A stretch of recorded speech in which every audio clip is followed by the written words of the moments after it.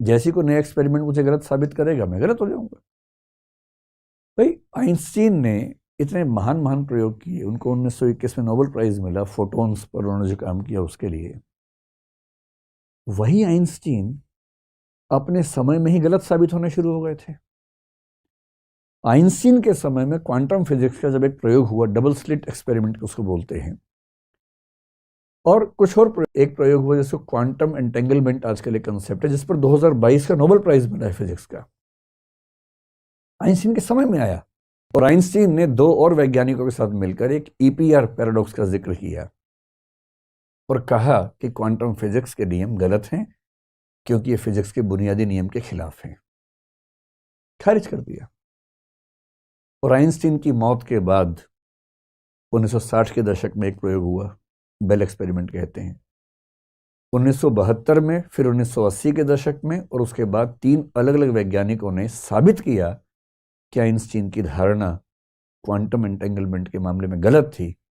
और इन 3 वैज्ञानिकों को, जो अलग अलग समय में काम कर रहे थे, एक साथ 2022 में नोबेल प्राइज देना पड़ा क्योंकि वो आइंस्टीन की गलती को ढूंढ पाए।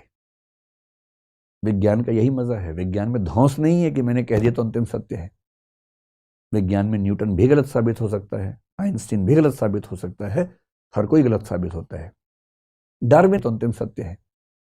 विज्ञान में न्यूटन भी गलत साबित हो सकता है, आइंस्टीन भी गलत साबित हो सकता है, हर कोई गलत साबित होता है। डार्विन गलत साबित हुआ कई मामलों में, लेकिन कई मामलों में शानदार है। धर्म में इतनी आज़ादी नहीं होती है, दर्शन में होती है, विज्ञान में होती है। इसलिए तीनों का मूल प्रश्न यही है, और दर्शन ने इसमें क्या संभावनाएं ढूंढनी, हमें इनको समझना है। ध्यान रखिए, विज्ञान बाद की बात है, शुरुआती प्रयास दर्शन के लोग कर रहे हैं। आगे चल के विज्ञान ने उसमें से बहुत सारी चीजों को अपने हाथ में ले लिया और अच्छे से लिया। मेटाफिजिक्स या दर्शन का अंतिम प्रश्न जो है कि अंतिम सत्ता किसकी है, जो अल्टीमेट ट्रुथ या अल्टीमेट एग्जिस्टेंस है, वो किसका है। इस प्रश्न के बेसिकली 2 प्रश्न हैं। इस प्रश्न के बेसिकली 2 प्रश्न हैं। इसको 2 प्रश्नों में तोड़ लेते हैं। एक प्रश्न ये है कि अल्टीमेट एग्जिस्टेंस कितने हैं, नंबर कितना है। अंततः जितनी सत्ताएं हैं उनका नंबर कितना है, एक ही है या ज्यादा है या 2 हैं या 10 हैं कि 50 हैं कि 100 हैं कि 1000 हैं। एक तो ये सवाल है।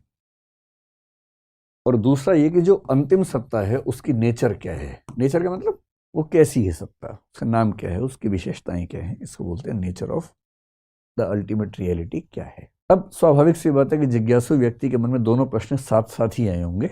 ये एक ऐसा तो है नहीं कि एक प्रश्न पहले एक बाद में आएगा, साथ साथ ही आए होंगे। और जब हम सोचते हैं तो हमारे पास सोचने के 2 तरीके होते हैं सामान्य रूप से, तीसरा बाद में आता है।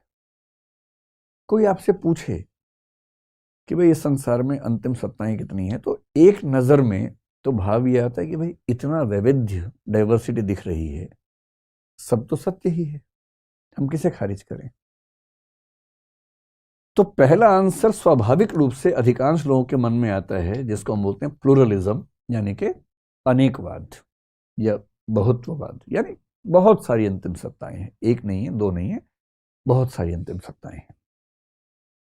सरल भाषा में कहें, लोहा भी अंतिम सत्य है, लकड़ी भी अंतिम सत्ता है, पानी भी अंतिम सत्ता है, आग भी अंतिम सत्ता है, हवा भी अंतिम सत्ता है। मैं कैसे कह दूं कि हवा और पानी एक ही है? मैं कैसे कहूं कि आग और पानी एक ही है? अलग अलग है।